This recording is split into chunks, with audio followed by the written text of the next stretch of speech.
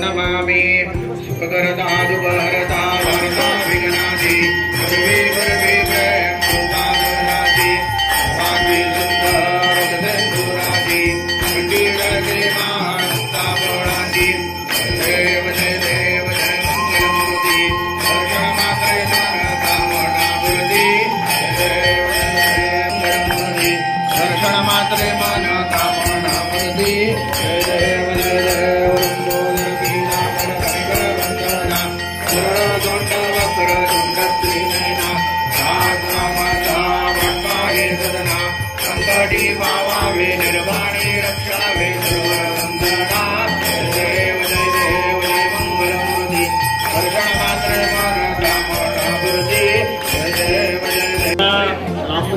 कारसेवकांचा पहिला प्रयोग झाला आणि त्या कारसेवकांच्या प्रयोगामध्ये आजऱ्यातून साधारण 250 कारसेवक निघाले होते। बऱ्याच ठिकाणी सगळ्यांनी त्याला अटक केली गेली। मुंबईमध्ये पहिली अटक झाली, आमचे सगळे कारसेवक जवळजवळ तिथंच अटक झाले। त्यानंतर तिथून जे चोरवाट्याने पळत रेल्वे घुसून वगैरे असे जे काही कारसेवक गेले, त्यातले इलाहाबादमध्ये जवळजवळ 50-60 जण लोक पोहोचलो। त्यातल्या इचलकरंजी आणि आग्रा याच्यामध्ये आम्ही आमचा ग्रुप होता।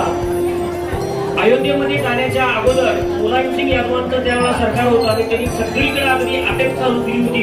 जिथं कारसेवक दिसतील तिथं अटक करायची, त्यांना तिथं इथं चोरा थांबायचं अशी व्यवस्था होती।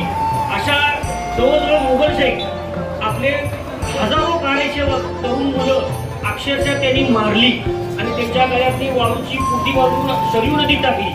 एवढा मोठा त्याग त्यावेळी त्या मुलांनी केला। कारसेवक जवळजवळ आम्ही त्यावेळेला 6 दिवस फक्त भाजलेले तांदूळ आणि गुळ ज्या घरात येतील त्याच घरात फक्त अन्न खायचं, नाही तर कुठं कुणाच्या पाणी सुद्धा प्यायची नाही अशा सूचना होत्या।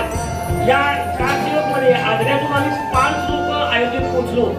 एक रवी देशपांडे, आमचा महाजन मुकुंद महाजन, शरद कुमार, अशोक कुमार आणि मी, त्यात आम्ही दोघं जिवंत आहोत।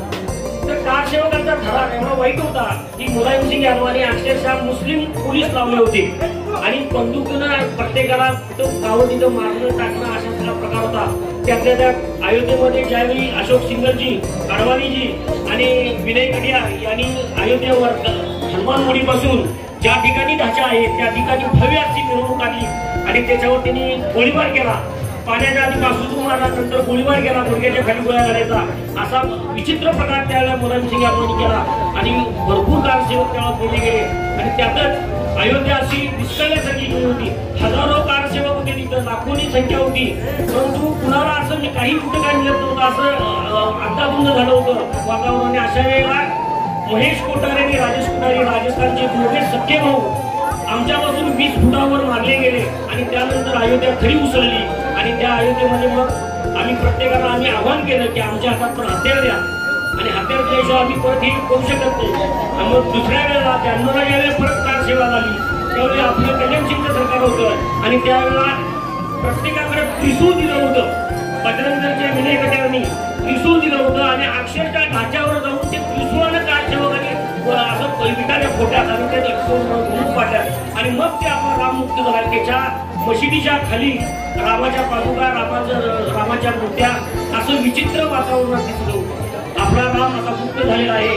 त्या रामाच्या ठिकाणी भव्य मंदिर तयार होते, त्याचा खरोखरच आपला सर्वांना अभिमान आहे. हे सगळे कार्यक्रम आता महिनाभर चालावेत.